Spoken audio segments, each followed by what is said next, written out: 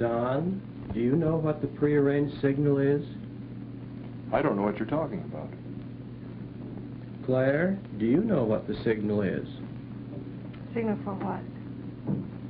Well, a few moments ago you were hypnotized and told that shortly after awakening you would be given a signal which would put you back to sleep again. Now do you remember? No. I don't. You're awake, aren't you?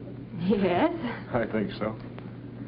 Well, let's try a few things to see whether we can identify the signal. Do you think it's strange to say that when farmland has been tended and cherished for generations, it may come to cherish the people who live on and by it? Or that the land, loving its people, keeps watch over them to guard them from harm?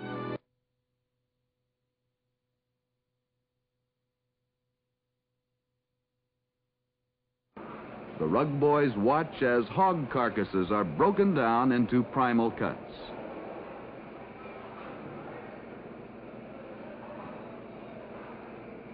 After chilling, the carcass passes over a firmly anchored knife which separates the two sides. This is the first step in the disassembly of the pork side.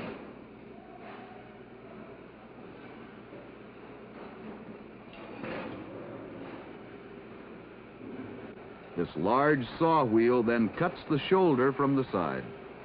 So much automation enters the industrial picture today that it is not surprising to see the start of meat processing begin in this fashion. Let's watch the development of the ham, one of the first meat cuts to receive attention. Painstaking care is given to ensure uniform removal of skin and fat.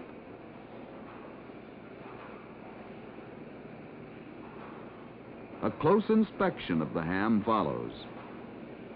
The hams slide down a chute to the floor below, where they are fed onto the automatic scaling line.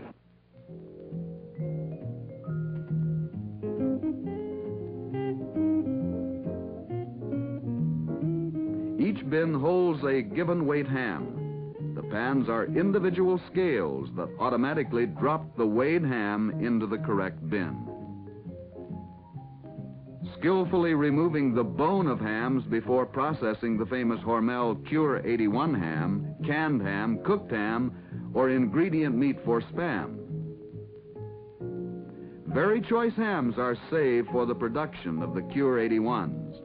Precise trimming of external and internal fat takes place.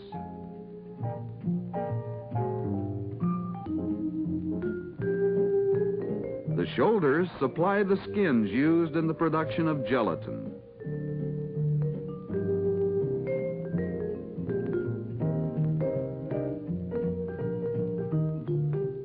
The skins are fed into a grinder and are shown emerging here. A series of cooking, filtering, and chilling operations occur before the gelatin is extruded onto a conveyor belt in this spaghetti-like form.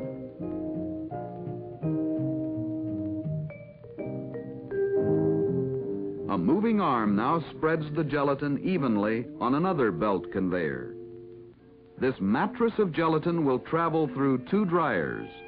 The dried gelatin is now broken down into small particles and conveyed by auger to a grinder for final granulation.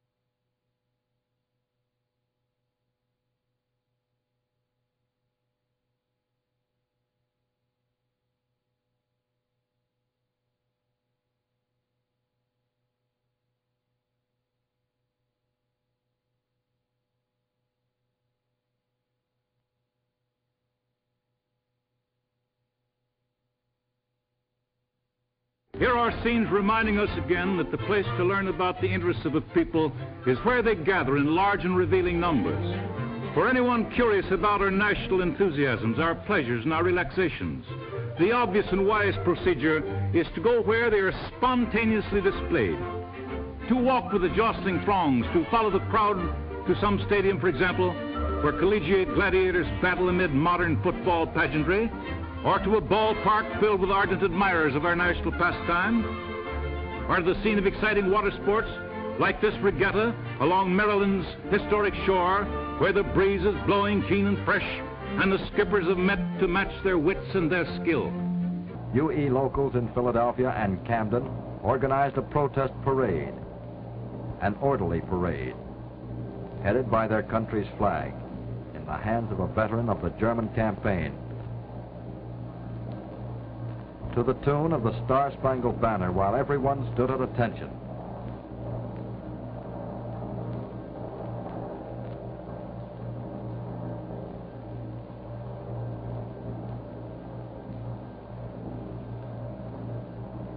But when the parade started, trouble began.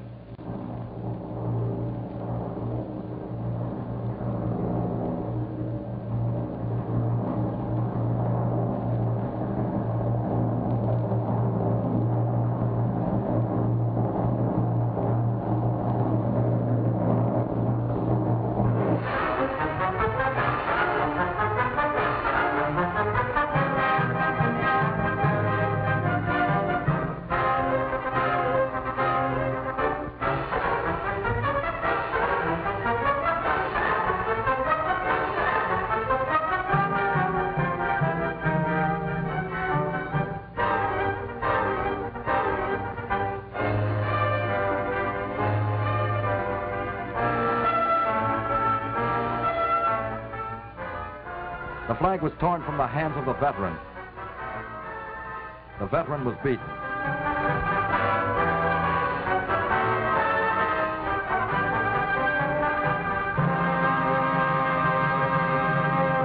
When violence failed, the companies gave in. Big business was stopped.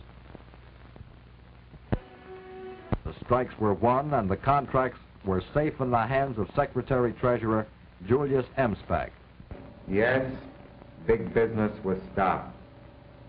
With the CIO in the forefront, labor and the people won the first round. But big business is not giving up. It is starting a new offensive. Prices have zoomed. What we won in the strikes is being stolen back from us through a big business Congress. Where are we going?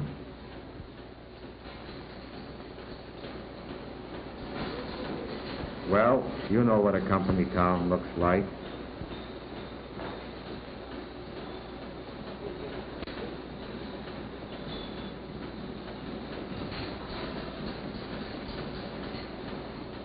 With this Congress re-elected, we'll have a company country with company housing, company stores, company unions, company discrimination.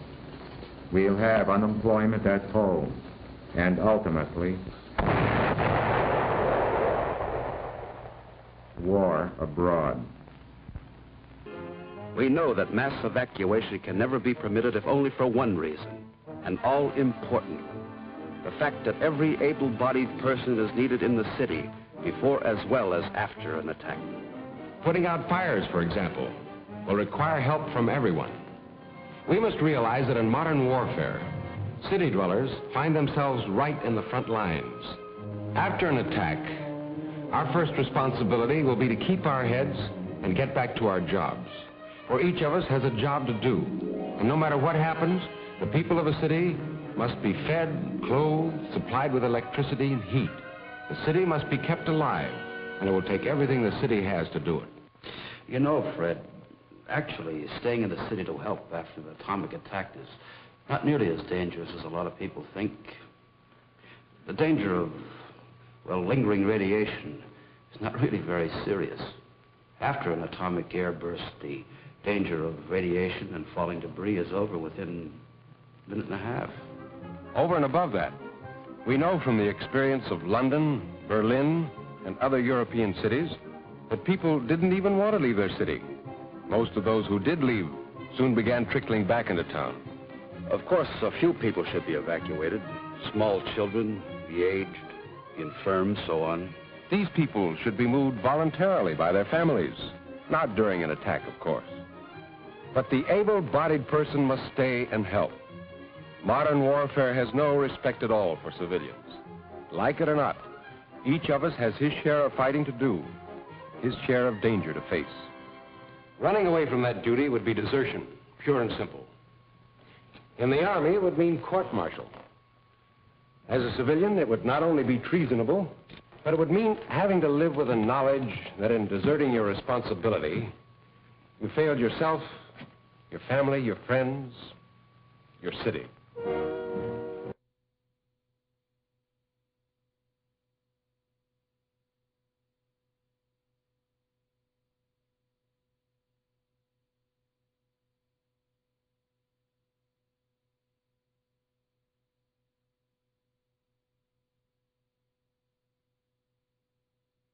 Three identical miniature frame houses, each with varying exterior conditions, all the same distance from the point of the explosion. The house on the right, an eyesore. But you've seen these same conditions in your own hometown. Old, unpainted wood, and look at the paper, leaves, and trash in the yard. In a moment, you'll see the results of atomic heat flash on this house. The house on the left, typical of many homes across the nation. Heavily weathered, dry wood in run-down condition.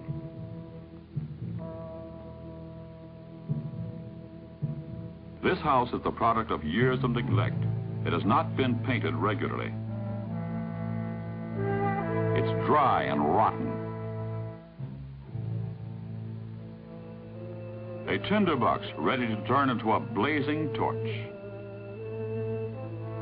The house in the middle, in good condition, with a clean, unlittered yard. The exterior has been painted with ordinary, good quality house paint. Light painted surfaces reflect heat, and the paint also protects the wood from weathering and moisture damage. Let's watch the test now and see what happens under atomic heat.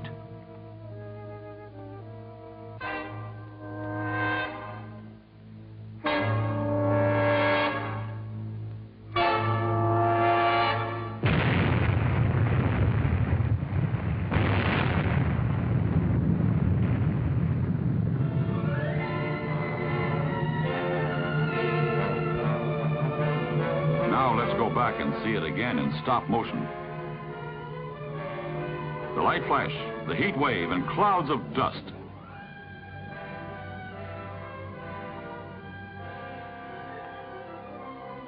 Keep your eye on the house on the right. Notice how the heat wave affects it.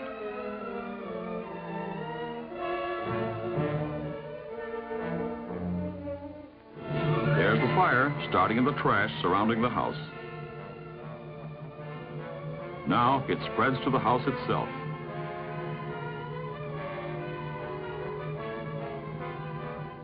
In a moment, the blast wave, and here it comes.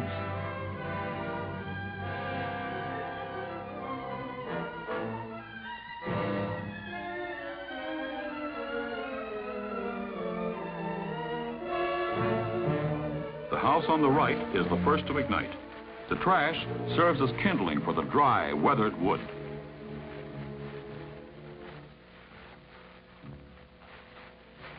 The house on the left smolders for a few moments, looks almost as if it will not burn, and then bursts into flame. The house on the right continues to burn. Two houses are a total loss, but the well-kept and painted house in the middle still stands. Which of these is your house? This one? The house on the right? Dilapidated with paper, dead grass, litter everywhere. The house on the left, unpainted, run down, neglected. Is this your house?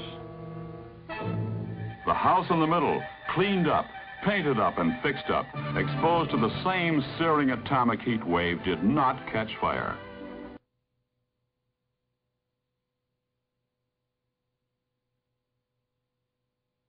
Dad, can I take the car into town now? Okay, Alan, go ahead. But take it easy. Oh, I'll be real careful. Goodbye. He'll be all right. Look at the guy go. Hey, maybe we better go along with him, make sure he gets there all right. Okay, buy me soda. Okay, fine. Goodbye, everybody. Bye.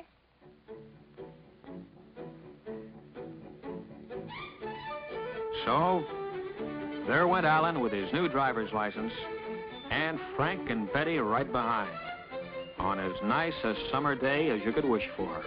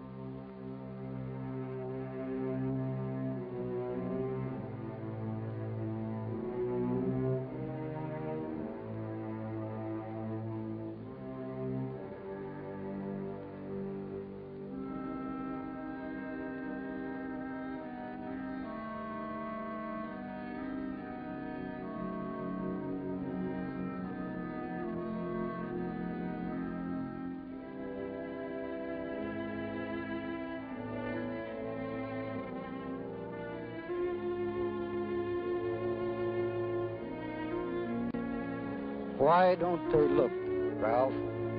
Tell me. Why don't they look?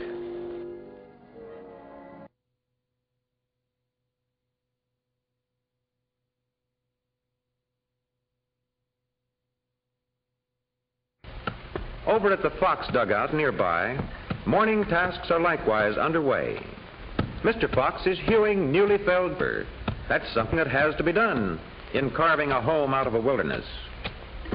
Lucinda Fox is grinding Indian corn, a food important to all the settlers, while Brother Oliver milks the family goat, a highly prized possession brought from England. And now, Jason has laid the new fire and must borrow a live ember to light it. Here he is at the Fox place. Would there be an ember in your fire for some careless bachelors, John? That there would, Jason, and you'll be welcome. Do but speak of it to Susan. The Nomkeg settlers share dangers together, and they gladly share comforts, too.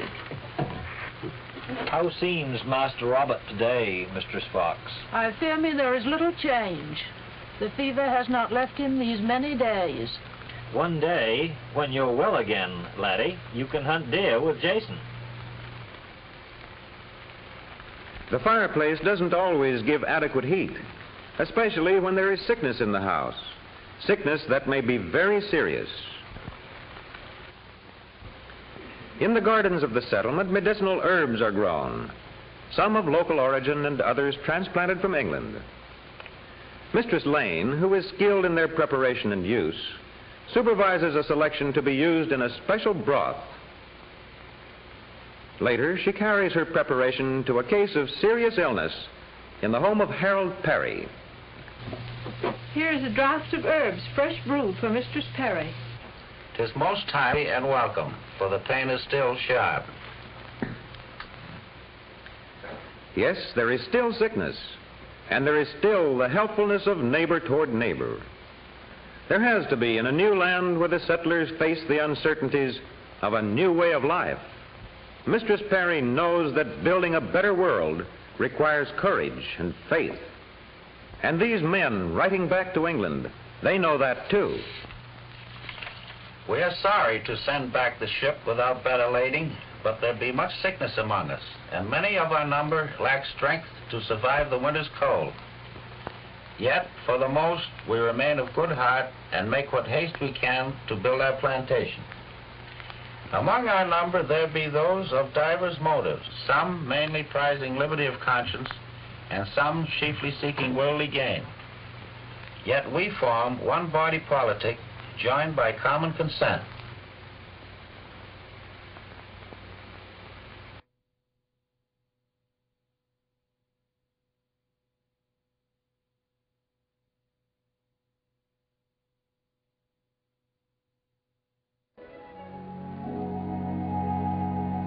It was still winter when we moved out of the city into our new house, and I remember how I used to stand staring out across the fields, waiting for spring to come.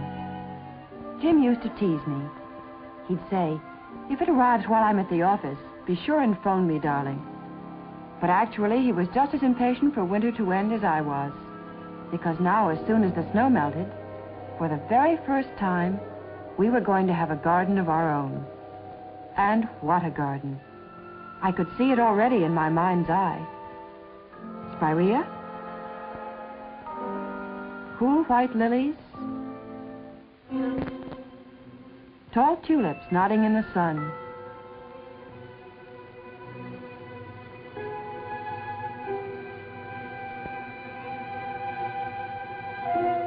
And iris that would outdo an orchid. Spring must have arrived while I stood there dreaming. All of a sudden, everywhere you looked, buds began to swell and burst open.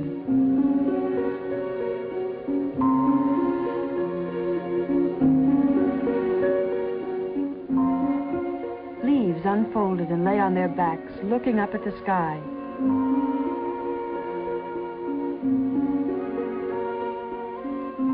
Every wind carried the smell of damp earth and the wet bark of trees drenched by soft spring rain.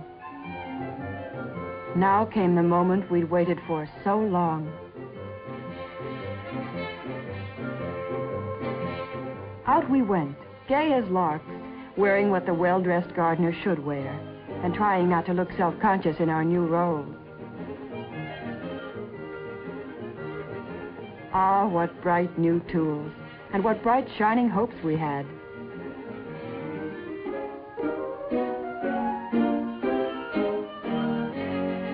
Brand new gloves over our tender city hands.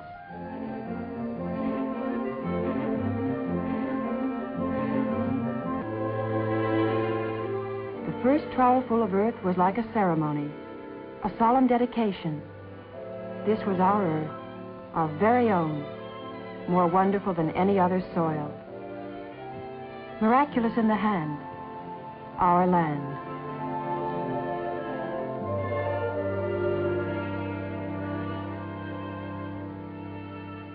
We really felt sorry for them. One look was all we needed to tell us that this charming young couple didn't know which end of a bulb was up. Thought we'd be good neighbors. Tell them what they're up against. Give them a little friendly advice.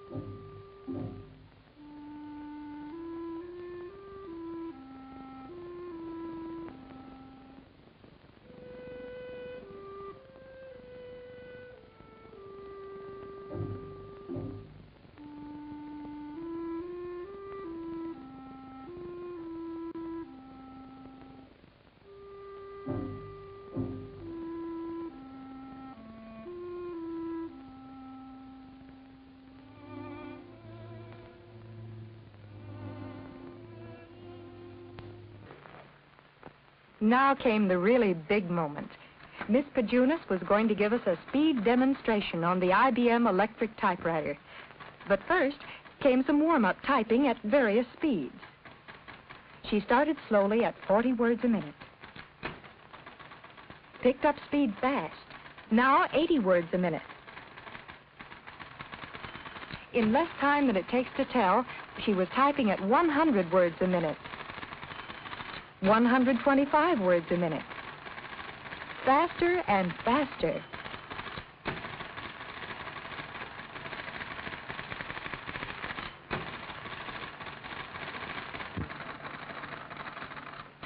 We were seeing for ourselves how intelligent practice and drills repeated over and over again give the fingers dexterity and rhythm, helping to make accurate, expert typists.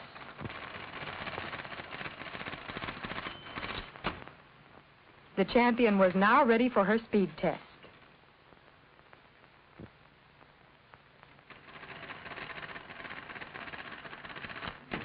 Quickly, she attained top speed, championship speed.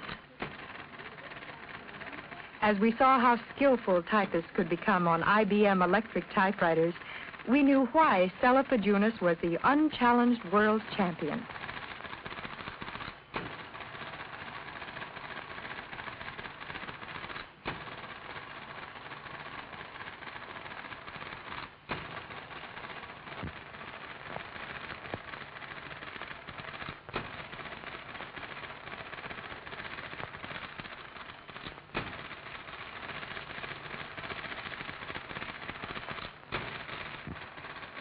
The swift flicking action of that little finger fascinated us.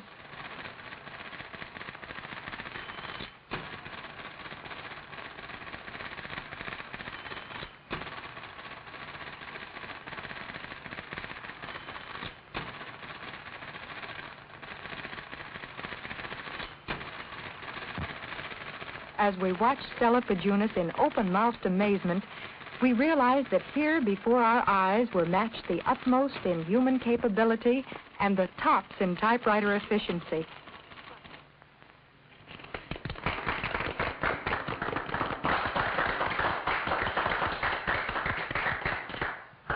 Miss Pajunas did 185 words a minute. We gave her the kind of ovation a world champion deserved.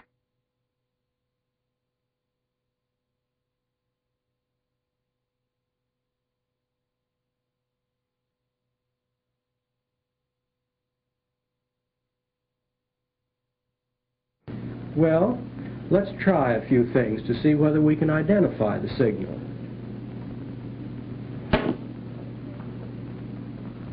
Is it that? I don't think so. I don't think so.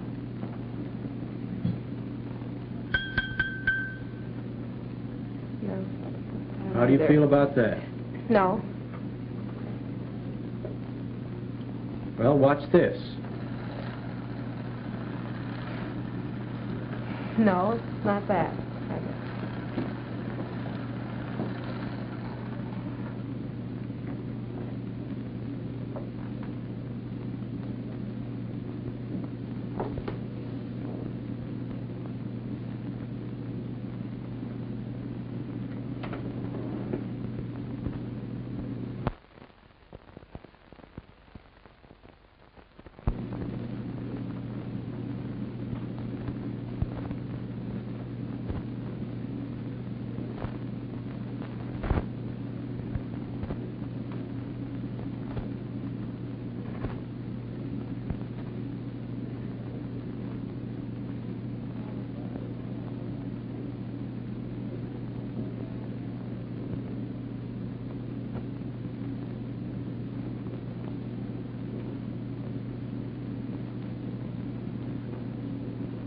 Are you sound asleep, Claire?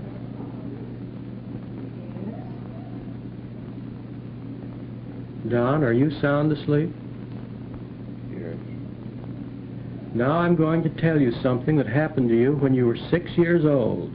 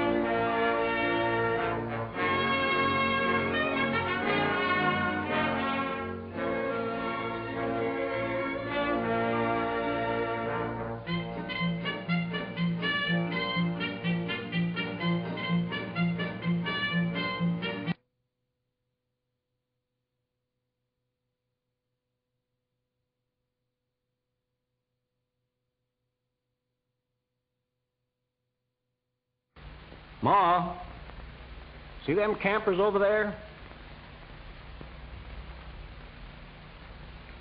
I think we ought to take something to them. It is lonely on the plains in 1870, very lonely. News from back east is always welcome. To settlers like the Crawfords, a visit to a newcomer is to relive their own journey west and to foresee needs and emergencies that will confront oncoming pioneers. Strangers in all but their sharing of a common heritage and a common destiny, established settlers and new arrivals greet each other with warmth and genuine friendship. We saw your camp from the house and kind of wanted to come over and talk. Gets awful lonesome out here. Glad you came. Come over and sit down. Yes, it is good to be with one's own kind again. Where are you from? Illinois. How long you been on the way? About 8 weeks now. Yes, my husband filed his claim last spring and came back for the children and me in July. You'll find things very different out here. Yes, I imagine we will. So friendly talk goes on around the Carter campfire until, with the setting of the sun over the darkening prairie vastness, there comes a request for music. Music that erases the solitude of the plains.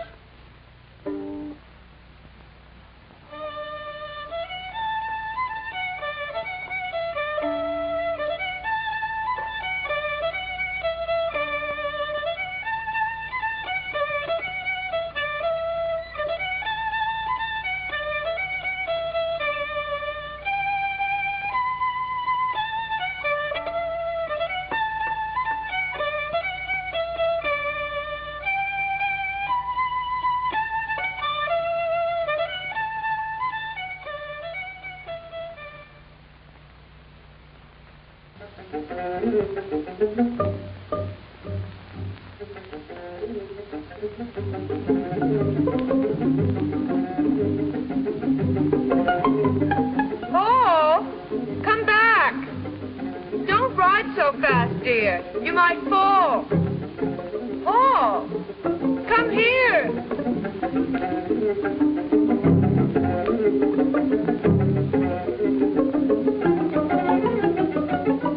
Oh, why don't you buy a heavier stocking, Helen? I was seeing in the paper the other day that there's no difference, really, in looks. The 15 denier may seem thinner, you know, but the 30 denier wears twice as long. And I got some. John told me about it, as a matter of fact, and so I got some. They really look just as well? You know, the salesgirl told me that I could buy the 15, and if they were washed before I wore them.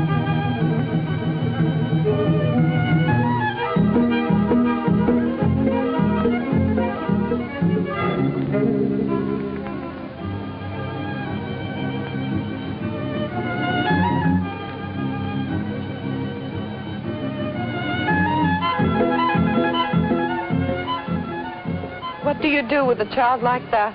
I don't think there's any danger there, Helen. It's just the rocks the youngsters like to play around.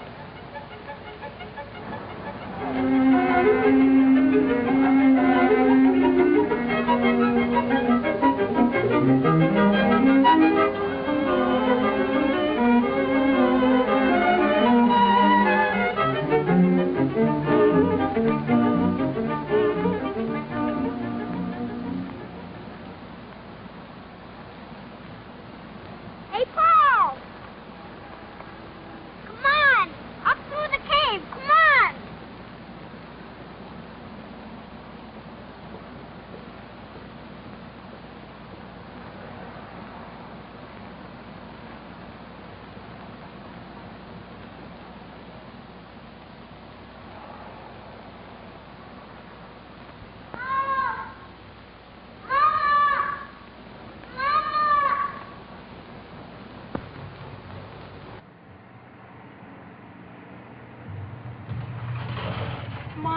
Mom, I'm home. Oh, yeah, Mom's over at Aunt Miriam's house. Whew. Winning basketball game sure makes you hungry.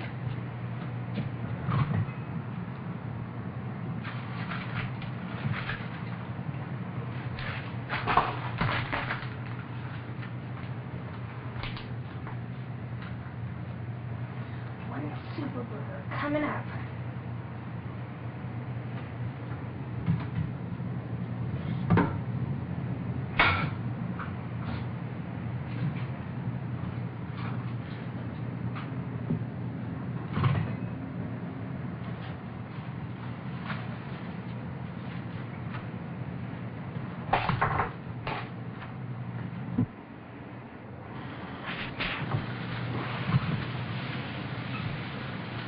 Cheese and I'll have a Super Burger Supreme.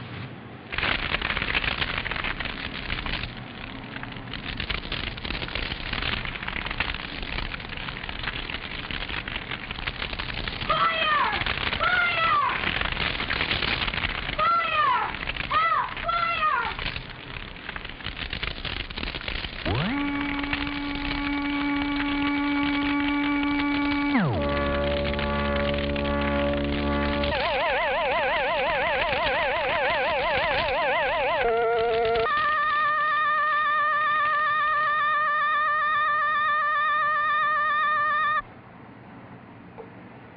Ooh, that was a close one, Guardiana. You were lucky this time, Kevin.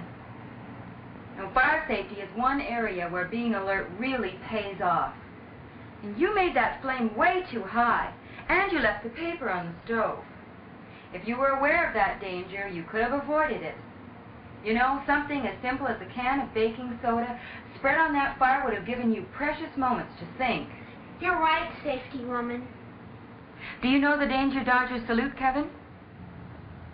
Aware, alert, alive. That's right.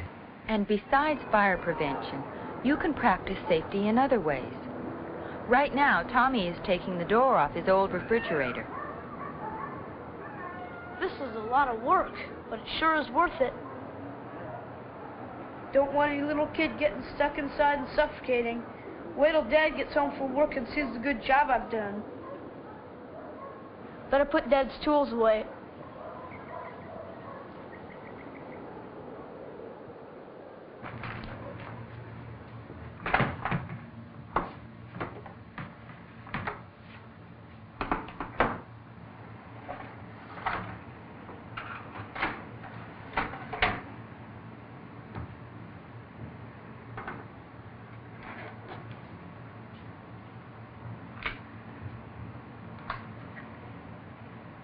Dad's gun! Dad's gun! Emergency. I must go, Kevin. Danger dodger, I salute you. Aware, alert, alive.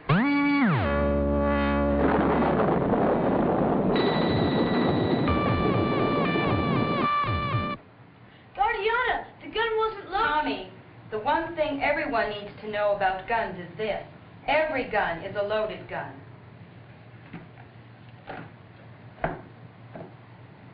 600 people of your age died last year from bullets in guns that they thought were empty.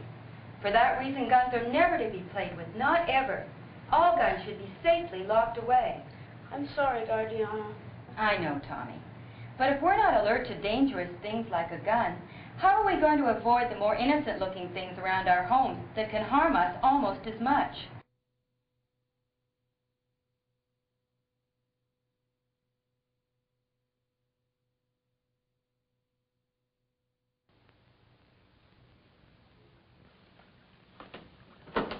Hi, young fella. Here's your towel, and here's your teddy bear to take to bed with you. Come on, young fella, you're to dry yourself. Jim's here. The dishes are all washed and ready. Coming in a minute. There you are. Now brush your teeth and get all ready for bed, and then come on down and say goodnight to Mommy and me.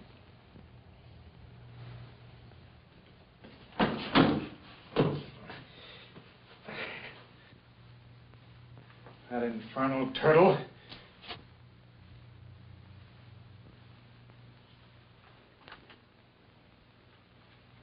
Daddy, you kicked George.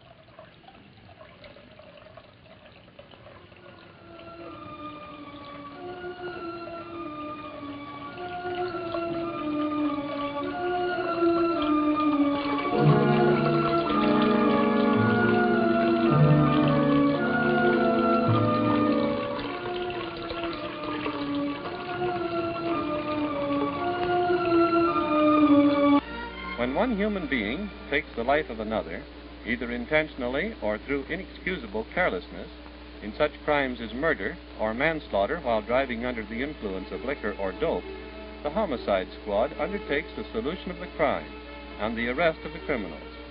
Happily, such occurrences are rare in St. Paul, and in recent years, practically all killings of this nature have been solved. 5 years ago. Something that began right in my own family, when Paul was just 10 years old. Bye, Mom. Dad. Paul. You've forgotten your shoes again. Here. Okay. Have a nice day, dear. Bye.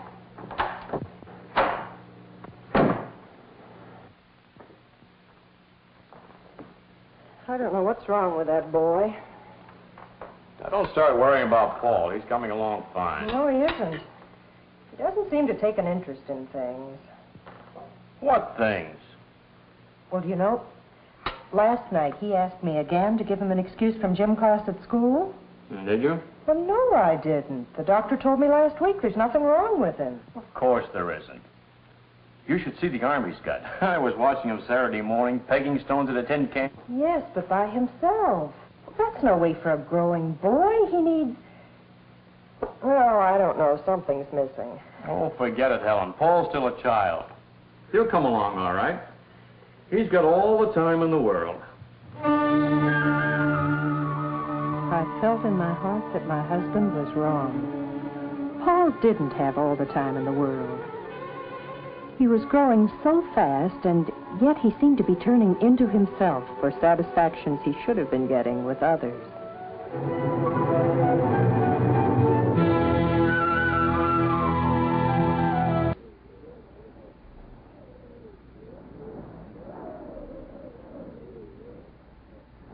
In his twisted mind, Andrew was drowning his stepfather.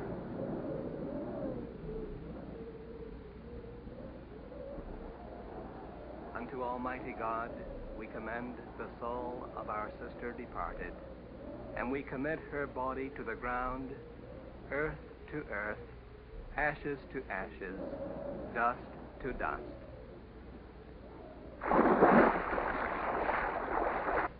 The murder was done, and Andrew disappeared.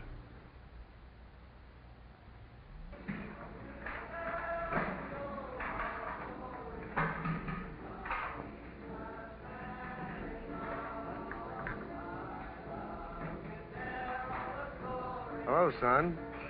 What brings you here?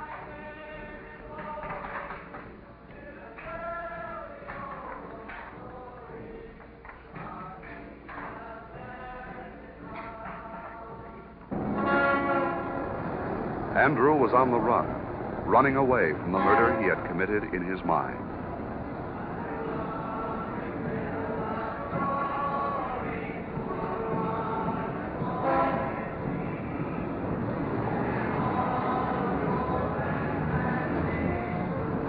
And wherever there were loud noises, violence, or the sadistic suggestion, there was Andrew, one high-pitched, piercing note away from real tragedy.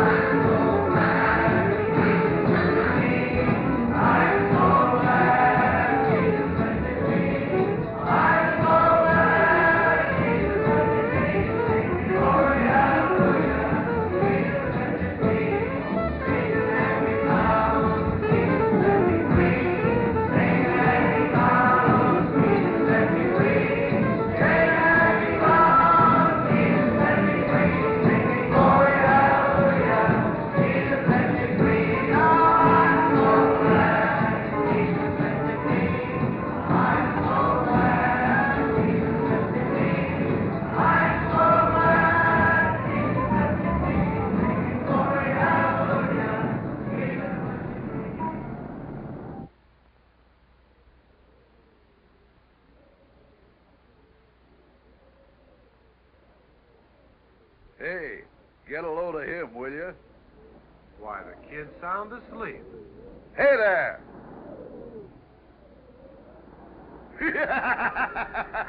Man, look at him go!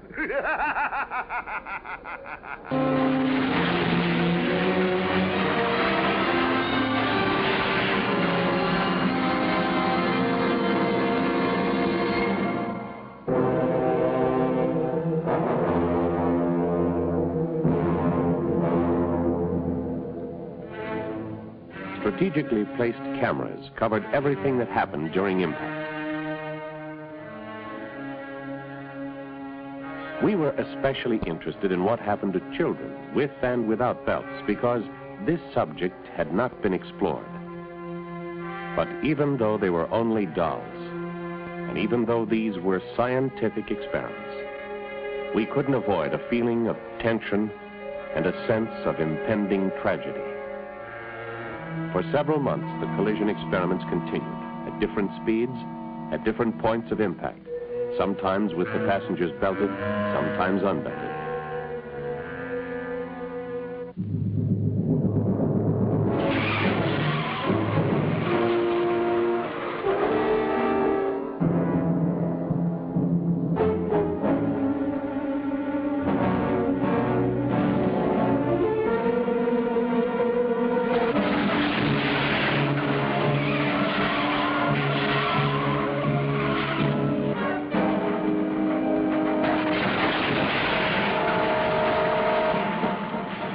Speeds such as these of 30 and 40 miles an hour may be moderate by today's driving standards, but not to the motorist slammed about against glass and metal.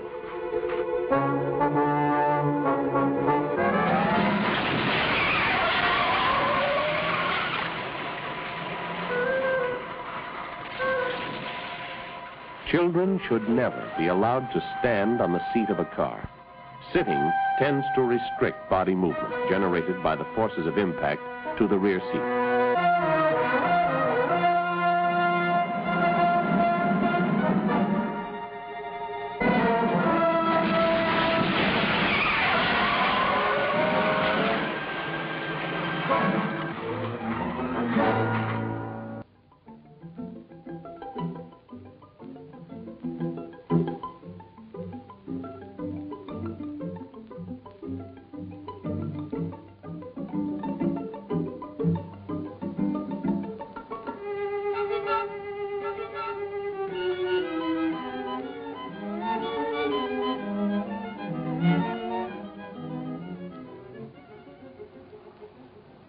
Go ahead, Paul. Go on through. Nothing in there gonna hurt you. I don't want to. Oh, go on. Show Daddy you're not afraid. No, Daddy. Oh, go on, Paul. No! Don't you yell at...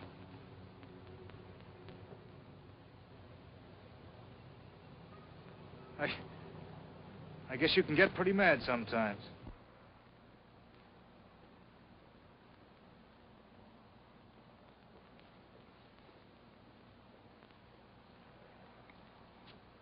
Hi. Hi. Where do you want to go? Okay.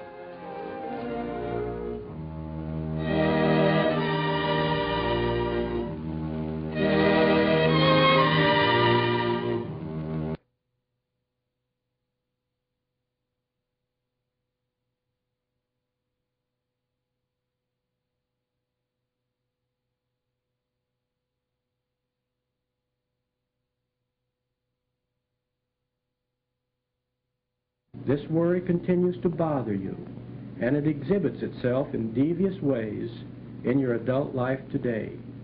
Do you understand? Claire? Do you understand, Don? Sure.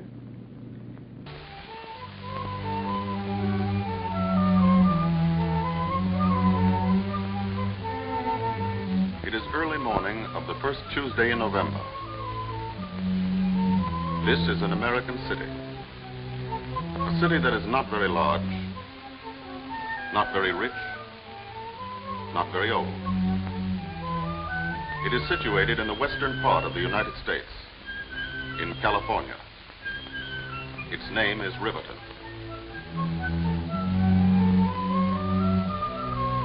woman in the car is Mrs. Dawson, one of Riverton's 15,000 residents.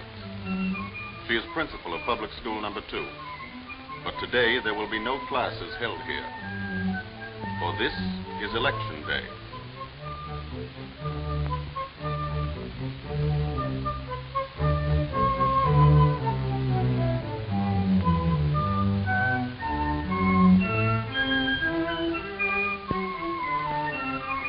This classroom is one of the 130,000 places the country over in which American citizens are going to cast their votes today. This is the table where the voters' names will be checked. The locked ballot box and the polling booth. Here it is, in the privacy of this curtained space, that the American voters every 4 years, on the first Tuesday after the first Monday in November, choose their national government. Here come Mrs. Dawson's colleagues on the election board of Riverton's 7th Precinct, each representing one of the major political parties. Mr. Schwartz is a Republican who works for the streetcar company. Mrs. Abernathy is a housewife and a Democrat. Mrs. Dawson is chairman. They've all known one another for years. First, they remove the last traces of their campaign activities, their party buttons. Then they take the oath. Defend the Constitution of the United States of America and perform your duties as members of the election board to the best of your ability, so help you God. I do. I do. This makes them responsible for seeing that the voting here today takes place according to the laws of the land. And now the polls are open.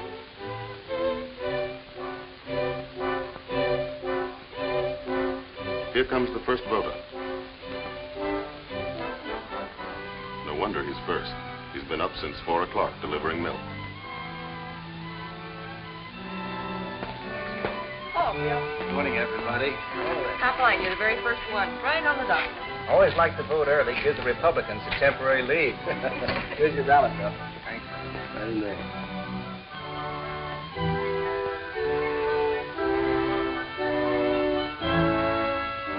That's as far as we can go. Remember, this is a secret vote. No one ever sees another person mark his ballot. Today, many thinking citizens are concerned about the growing centralization of decisions, controlling the business, the social life, and the public affairs of every community. This was not always so. A century and more ago, the local community was far more independent than it is today. Its citizens were men who believed they were free to work as they chose in association with their neighbors, free to seek the good things of life in a manner of their own choosing, free to make their own decisions in most matters affecting them.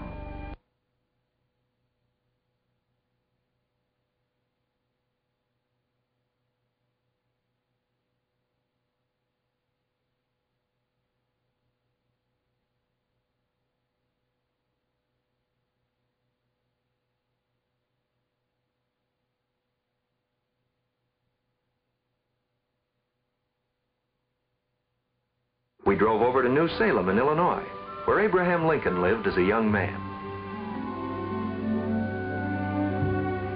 The old log buildings have been carefully restored as a monument to his memory.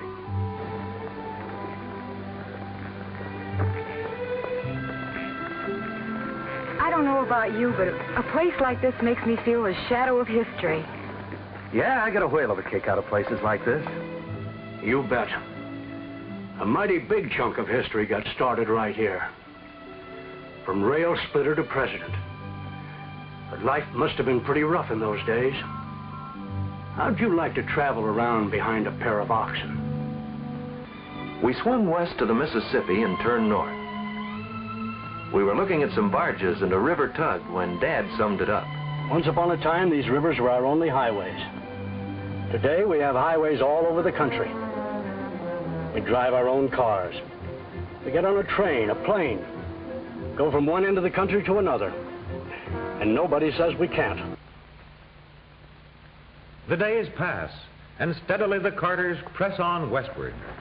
Only a little distance now to the claim, already coming into view. But new trials lie ahead. Cattlemen have long considered the plains their land for grazing their vast herds of cattle. Aiming to settle around here, mister? See that cornfield right over there? That's mine. This year's cattle land. It's no good for farming. Have you seen my crop of corn? No, but this is all ex-borrow grazing land. That's not what my claim stakes say. Well, partner, as the saying goes, I guess you'll just have to live and learn.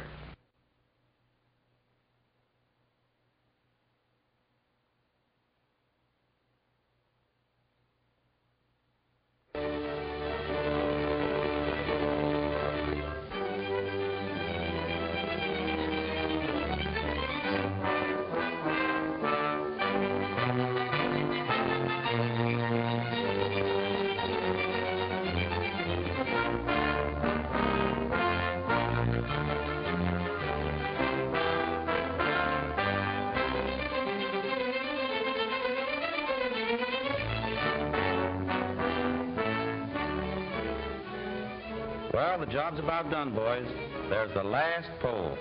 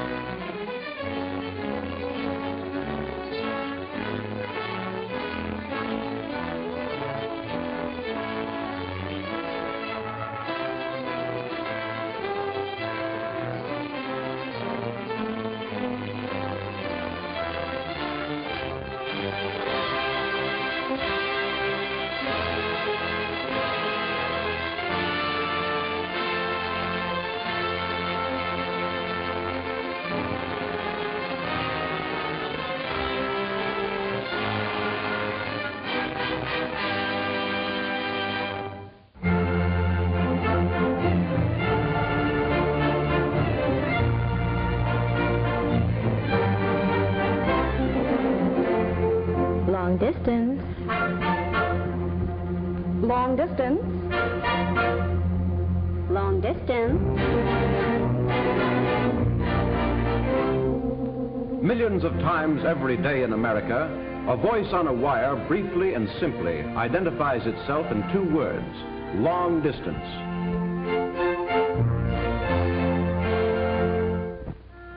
These words form one of the most familiar phrases of our language. It is a phrase that announces an unseen personality, an alert young woman who needs to know only who or where in order to make a path for speech to town or countryside over the horizon.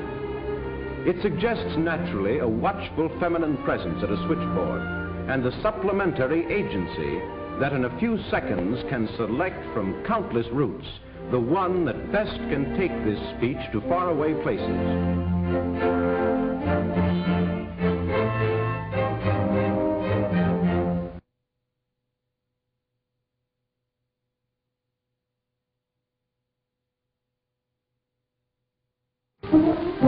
The clock on the wall.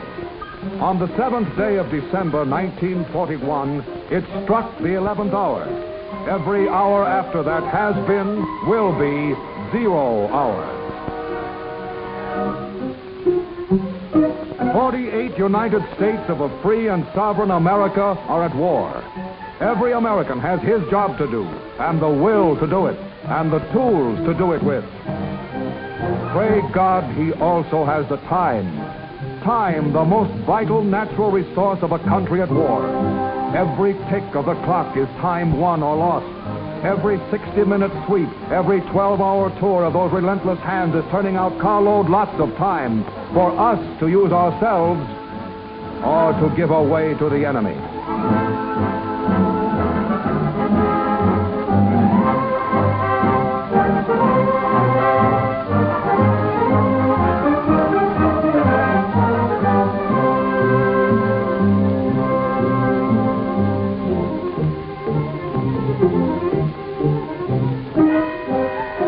All the scientific devices of chronology are machines manufacturing time. The tools that in our hands means victory. Hands must be as relentless as the hands of our clocks. They cannot afford to be less.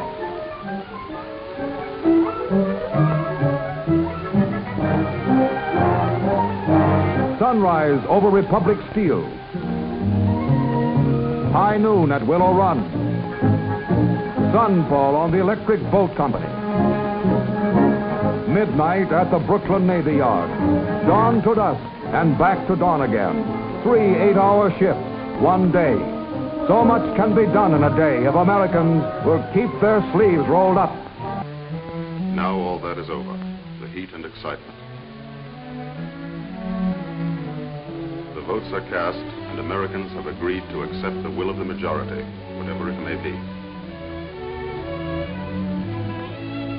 Apparently, even the younger generation has declared peace.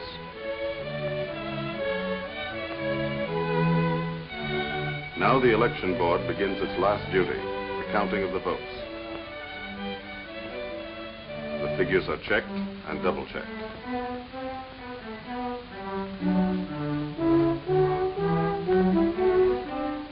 Then they are telephoned to headquarters.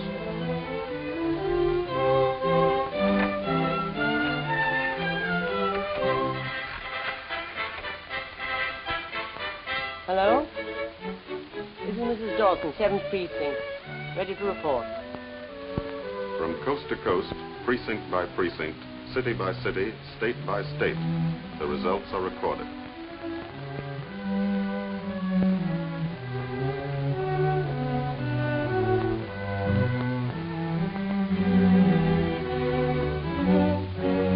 All over America tonight, the people are waiting to learn whom they have chosen to govern them for the next 4 years.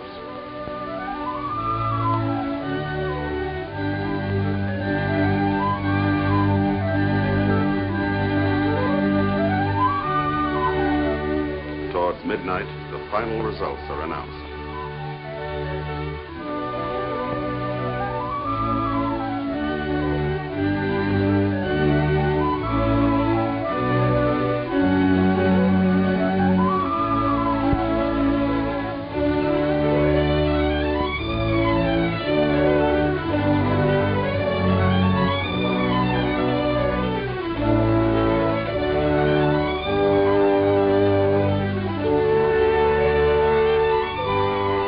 Of 140 million has elected a government.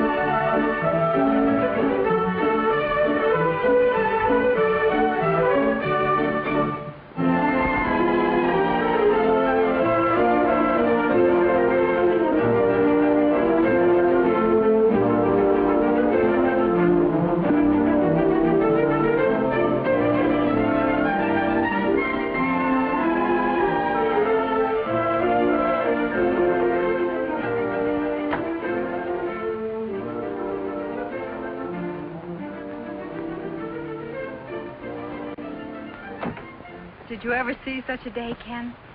Grandma used to say it's so healthy around here they had to shoot a man to start a graveyard.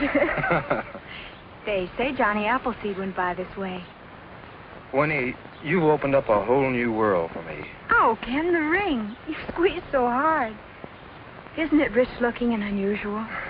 And inexpensive, too.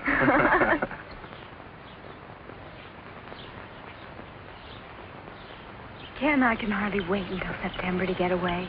It'll be such fun to be together all the time, and we'll be so close to everything in New York. Art shows and foreign films, and well, I'll even see the ocean for the first time. Ken, do you leave your razor blades lying around? Don't be a Philistine, Winnie. Well, it's a lucky thing Fran found us a 2.5 off campus. But what'll we put in it? Well, that little Picasso sketch I picked up, that goes in the living room. It's a masterpiece. And the Bendix? You take care of the homemaking. I'll look after the books and records. No male supremacy now, Professor. It doesn't go with your salary.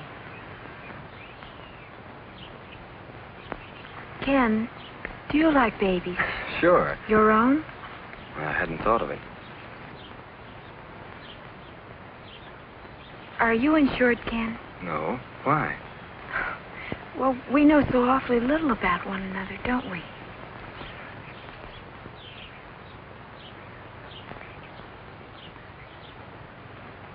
Wouldn't it be nice if we could just wander up a road like this with never a care? Oh, yes, darling, but someday we've got to stop and think things out. Sure, but I'm awful hungry right now. Well, come on.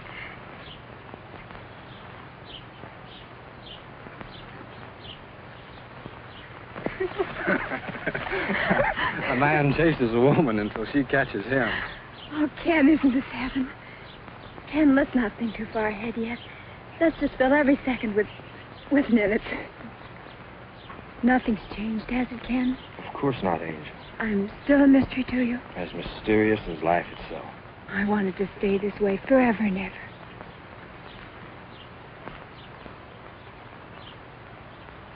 The earth and the grass hold grand international confabulation with the sun, while man, the stumbler and finder, goes on. But, Ken, that's beautiful. You're a great writer. A teacher of great writing, Winnie. That was your most famous poet. Sandberg, I know. But, Ken, you're going to be greater than he. You're going to be one of the most famous novelists in America. If I ever get the novel written. What do you mean, if? Of course you will. That depends on how easy you are to catch with a typewriter. I never run away from you. Not really. Sometimes you do. I think I've caught the way you talk or feel, but when I try to put the words on paper, they don't ring true. I realize that I don't know you well enough to recreate you. You will, Ken. I have all the faith in the world in you.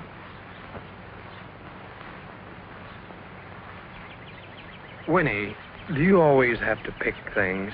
Why not? You see a flower and you think of Sandberg or Whitman. I see a flower and I want to wear it in my hair or put it in a vase.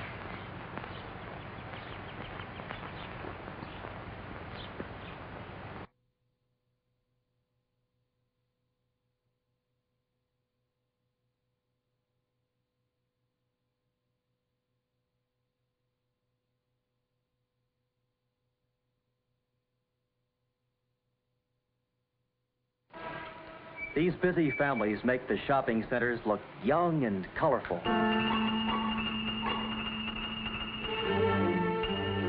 They have a let's go see quality that brings crowds to community events and promotions.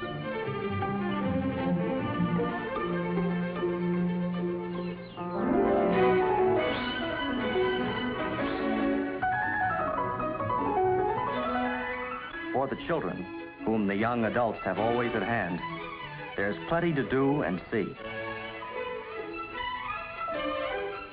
While his family shops, a boy can catch a fish, ride the rides, go to the circus, visit the center zoo, and have his hair cut.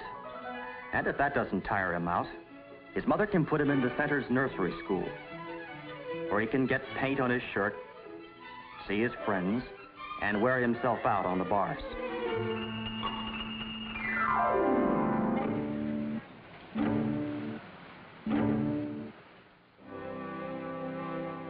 Since these young adults seem to be able to outlast their children, they stash them away at a neighbor's house and go back to the center for more.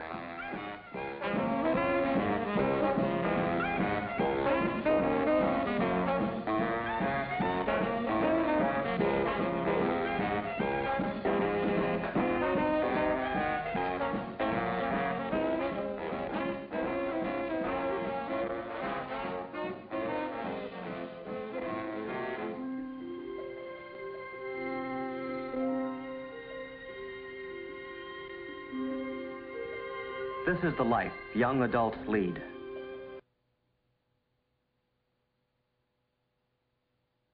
The ancient law of supply and demand took effect. More land had to be farmed. Crowded me out. I remember when this was a potato patch. This where a farmer raised millet. There a peaceful pasture. And here, a family of homesteaders herded sheep.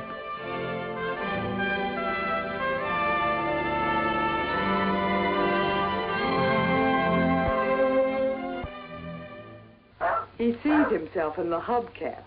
He wants to play. Suppose we take the average man just as he stands and see what he would look like if he were penalized by having everything about him which comes directly or indirectly from animals taken from him. First, his hat. It is made of felt that is made of rabbit hair. No rabbits, no hat. It's almost time for lunch. Let's check with the wristwatch. But no horsehide or cowhide or pigskin, no wristwatch strap. And now, most embarrassing of all, that comfortable wool suit. No sheep, no wool. No wool,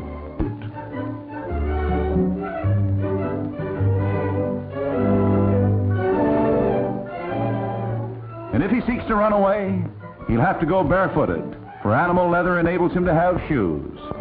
And that isn't all. We'll save him the embarrassment of pointing out that the cotton in his undergarment couldn't have been cultivated if it weren't for these hard-working plantation animals and animal fertilizer. But of course, we all could wear barrels. Great artists have been at a loss to properly catch on canvas the simple beauty of sheep serenely grazing. Woolly wanderers, almost 1 million of them, slowly moving from place to place, on intimate terms with the natural beauty that surrounds them. Sheep raising is a major Utah industry, yielding more than $20 million annually. No story ever told is so utterly amazing and dramatic as that miracle of 1848, which prompted this memorial to seagulls, the only monument ever erected to bird life in America. Picture, if you can, pioneers rejoicing over the prospect of harvesting their first crop. Without warning, hordes of crickets start devouring every green thing. Pioneers fight to save the precious grain. Discouraged, they offer prayer. Suddenly, the heavens are filled with flocks of seagulls who devour the crickets, and so a column is erected in remembrance of the mercy of God to the Mormon pioneers.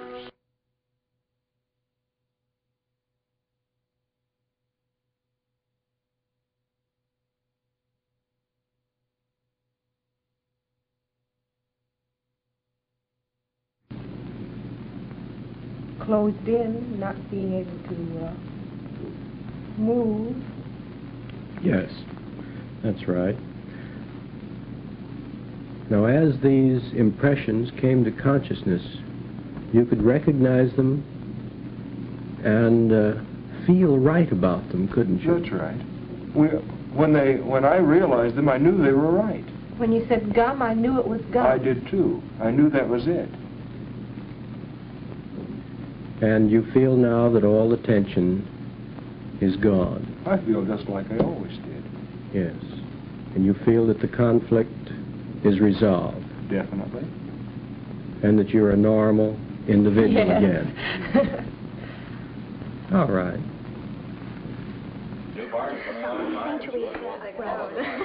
They all got out. You know, I think something good is coming out of all this. I like to think it all happened because our land loves us.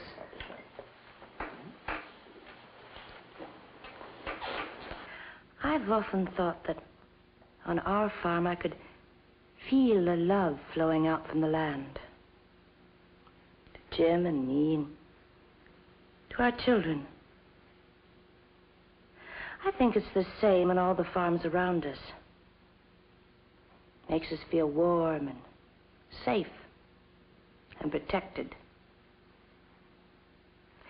Just like when we were children and knew our parents loved us. Sometimes when a child has been protected too long, it may have to be hurt a little before it can learn to stop doing the things it knows are wrong and dangerous. Well, that's part of growing up. Our community, too, needed to grow up. Perhaps we had to be hurt a little before we could learn to stop doing the things we knew were wrong and dangerous.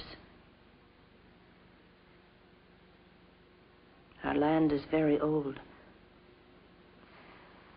so it must be very wise. It knew we had to stand on our own feet, so it helped us because it loves us.